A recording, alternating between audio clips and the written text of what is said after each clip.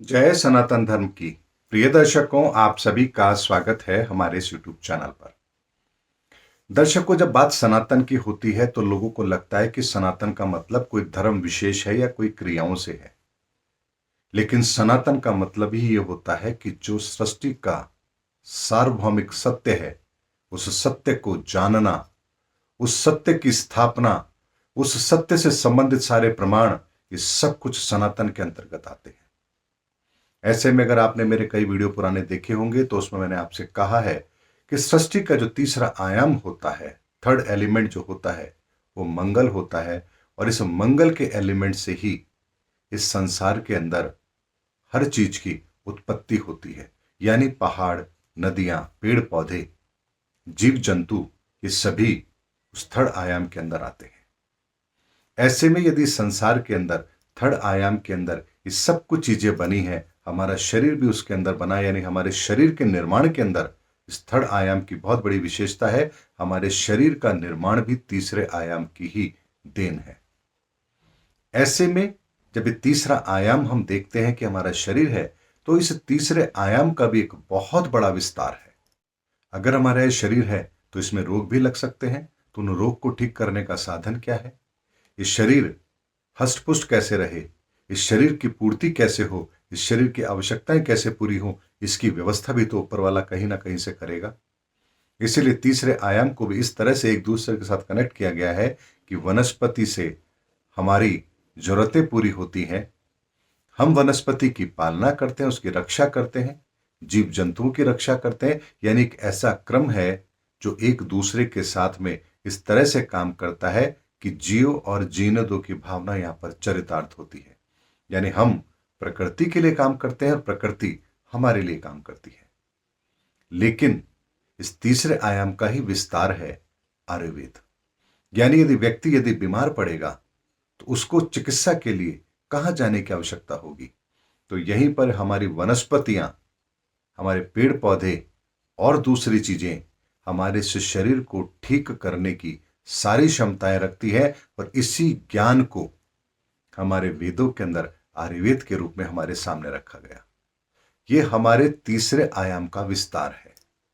दर्शकों, जो बात मैं आपसे कह रहा हूं कि हमारे इस ब्रह्मांड में 9 आयाम काम करते हैं, 9 एलिमेंट्स काम करते हैं, किस तरह से काम करते हैं, इसके संदर्भ में एक एक बात डिटेल में आपको बताऊंगा कि किस आयाम का विस्तार कहां है और कैसे एक दूसरे के साथ जुड़े हुए हैं। इसीलिए जो आयुर्वेद को ये कहते हैं कि इस आयुर्वेद की हमें आवश्यकता नहीं है, उन्हें यह समझना चाहिए कि इस ब्रह्मांड के तीसरे तत्व को संतुलित करने के लिए ही आयुर्वेद की रचना की गई। वरना आप ये सोचिए कि आध्यात्मिक ग्रंथों के अंदर आयुर्वेद का क्या मतलब है, उसको क्यों रखा गया? आध्यात्मिक ग्रंथों के अंदर ज्योतिष को क्यों रखा गया? आध्यात्मिक ग्रंथों के अंदर गणित को क्यों रखा गया? आध्यात्मिक वेदों के अंदर अर्थव्यवस्था, मंत्र, पूजा पद्धति, विधि विधान, ये सब क्यों रखे गए? क्योंकि वेदों का मतलब ही यह है कि हमारे जीवन के अंदर जो कुछ भी हमारे लिए आवश्यक है, जो जानकारी हमारे लिए आवश्यक है, उन सबको संग्रहित कर कर एक स्थान पर हमारे लिए उपलब्ध करा देना, ताकि हम अपनी व्यवस्था के अनुसार उसका उपयोग कर सके। अब बात आती कि क्या आयुर्वेद ही है? तो आयुर्वेद को हमने अब मॉडिफाई कर दिया है। मॉडिफाई किस तरह से कर दिया है कि एलोपैथी जो है वो भी आयुर्वेद के द्वारा ही, उन जानकारियों के द्वारा ही आगे अपने लिए काम करती है। कैसे काम करती है, मेरी बात आपको थोड़ी सी अलग लगेगी, लेकिन मैं आपको बताता हूं। इस संसार के अंदर जो भी उपलब्ध है उसका वैसे ही प्रयोग कर लेना, यह आयुर्वेद है।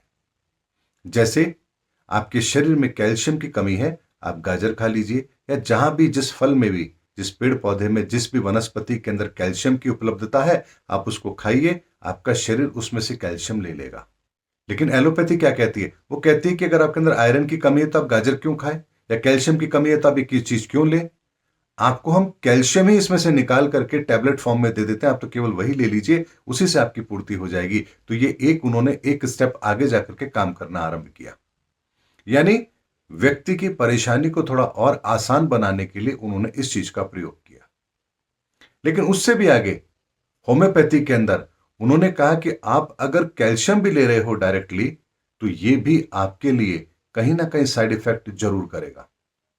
इसीलिए इस कैल्शियम को आपका शरीर जब लेगा तो किस ऊर्जा के अंदर वो परिवर्तित होगा, उस ऊर्जा को ही हम उतने ही पावर के अंदर जनरेट करते हैं ताकि आप डायरेक्ट वही ऊर्जा लीजिए तो आपको उस चीज का फायदा वैसे ही मिल जाएगा। यानी अब आपको ना तो फल खाना है उस चीज के लिए, ना ही फल के अंदर से उसको टैबलेट फॉर्म में निकाल करके वो लेना है, सीधा एनर्जी स्ट्रोक के रूप में आप ले लीजिए। इसीलिए आप देखिए कि होम्योपैथिक के अंदर 230 60 ये उनके एनर्जी फॉर्म होते हैं कि कितने स्ट्रोक की एनर्जी उसके अंदर है। ये उसका भी एडवांस रूप हम देखते हैं। इसीलिए इन तीनों को जब आप देखेंगे, इन तीनों की आवश्यकता क्या है, तो इनकी आवश्यकता बनती है हमारे शरीर को जिन चीजों की आवश्यकता है, बीमारियों से ठीक रखने के लिए जिन चीजों की आवश्यकता है, उसके अंदर किया जाने वाला कार्य, मनुष्य को ठीक रखने का कार्य, ये हमारी चिकित्सा पद्धति में आता है। और ये तीसरे आयाम का विस्तार है। होम्योपैथी हो, एलोपैथी हो या आयुर्वेद हो, इन तीनों को भी कोई ना कोई तत्व तो चाहिए दवा के लिए। ऐसा तो नहीं हो सकता कि वो कहीं ब्रह्मांड के बाहर से कोई चीज ला करके बना रहे हैं। ऐसे में तीसरे आयाम का विस्तार ही आयुर्वेद है। और आयुर्वेद को उन्होंने मॉडर्न रूप में लेकर के एलोपैथी और होम्योपैथी का आविष्कार किया है। जैसे वैदिक गणित, वैदिक समय हमारा घटी पल होता है, उसको हमने घंटा मिनट में कन्वर्ट कर दिया। जो हमारे चैत्र शुक्ल प्रतिपदा थी, अब हमने नववर्ष कुछ दूसरा मनाना शुरू कर दिया। हमारा जो माह थे, हमारे 12 माह वो अलग होते थे, अब हमने जनवरी फरवरी मानना शुरू कर दिया। हमारा दिन सूर्योदय से होता था, अब हम रात को 12 बजे डेट चेंज कर लेते हैं। यानी समय वही है, हमने उसको मॉडर्न रूप में ला करके अपने जीवन में इन्वॉल्व कर लिया, लेकिन हम समय की गणना को उसको चेंज नहीं कर सकते और ना वो हो सकती है। इसीलिए 60 घटी और 60 मिनट, यहां पर 100 को अप्लाई नहीं किया गया क्योंकि इस कैलकुलेशन से छेड़छाड़ नहीं की जा सकती। इसीलिए 60 घटी और 60 मिनट का एक कैलकुलेशन हमारे वर्तमान के समय को और वैदिक समय को, दोनों को आपस में उसके बैलेंस को बराबर करता है। अगर ये नहीं होगा तो ये संभव होगा ही नहीं कि हम वर्तमान समय को एग्जैक्टली वैसे ही फॉलो कर लें। इसीलिए दर्शकों, हमारे वेदों के अंदर जो कहा गया है, हमने उसमें से बहुत सारी चीजें लेकर के आज के मॉडर्न युग के अंदर अपने जीवन में शामिल की है। जैसे दूसरे आयाम के अंदर वायु होती है, वायु, वेग, ध्वनि, ये सब कुछ दूसरे आयाम का विस्तार है। तो उसी दूसरे आयाम को हमने अच्छी तरह से समझ करके ध्वनि विज्ञान, हवा के उस प्रेशर को हम कैसे हैंडल कर सकते हैं, हवा की गति को हम कैसे मैनेज कर सकते हैं, उसके द्वारा हम क्या फायदा ले सकते हैं, इसको समझते हुए हमने एरोप्लेन का निर्माण कर लिया। यानी कि हमारे वेदों के अंदर जिन आयामों का ज्ञान भरा पड़ा है, उन आयामों के विस्तार को ही जब हम समझने लगते हैं तो हम इस संसार के अंदर कुछ ऐसी चीजों का आविष्कार करते हैं जो मानव सभ्यता के लिए अत्यंत आवश्यक होती है या हमारी सुविधाओं को बढ़ाने के लिए होती है। इसीलिए दर्शकों, इस ब्रह्मांड के आयामों के विस्तार को समझिए, आपको हर चीज साइंटिफिक नजर आएगी और आप अपने जीवन के अंदर आने वाले समय के अंदर भी उन आविष्कारों को कर पाएंगे जिन आविष्कारों के बारे में हम आज तक सोच भी नहीं पाए हैं। यानी एक स्थान से किसी दूसरे स्थान पर तत्काल उसी समय चले जाना, अपने आप को वहां प्रकट कर लेना, अपने शरीर को अदृश्य कर लेना, अपने शरीर को किसी और शरीर के अंदर परिवर्तित कर लेना, अपने शरीर के आकार को बढ़ा लेना, ये वो आविष्कार है जो अभी तक तो हुए ही नहीं है। इसीलिए इस ब्रह्मांड के 9 आयामों को जब आप समझेंगे, वैज्ञानिक आधार पर समझेंगे, तो आने वाले भविष्य के अंदर ये चीजें हमारे सामने सहजता से उपलब्ध होंगी।